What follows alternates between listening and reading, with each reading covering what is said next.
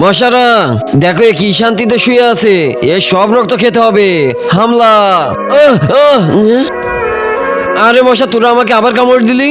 আরে আমরা তোকে কামড় দিতে যাচ্ছিলাম কিন্তু কামড় দিয়ে পারিনি। আরে তোরা কামড় দিসনি তাহলে কে কামড় দিল? আরে আমরা কিভাবে বলবো কে কামড় দিছে? তোরাই কামড় দিছিস, আমি তোদের নামে পুলিশে কমপ্লেন করবো।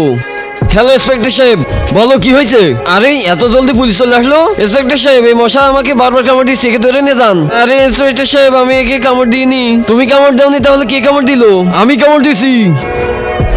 মধুর মৌমাছি তোর সাথে আমার কি শত্রুতা? তুই আমাকে কামড় দিলি কেন? কিছুদিন আগে ভাই ওই দেখ মৌমাছিদের চাক, ঢিলা মেরে ভেঙে যাবো। হ্যাঁ ভাই। আরে ভাগ ভাগ ভাগ ভাগ জলদি। এই কুত্তা আমার পুরো পরিবারকে মেরে দিছে, এর বদলা আমি নিয়েই ছাড়বো। এই জন্যই আমি তোকে কামড়াই আর প্রত্যেকদিন কামড়াবো, আমি তোকে বাঁচতেই দিব না।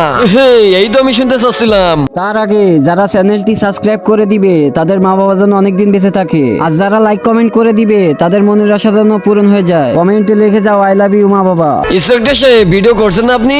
হ্যাঁ সব আমার ফোনে চল চলে। আর ইন্সপেক্টর সাহেব মাফ করে দেন, ছেড়ে দেন আমাকে। সব শালা ফাঁসি হবে তোর।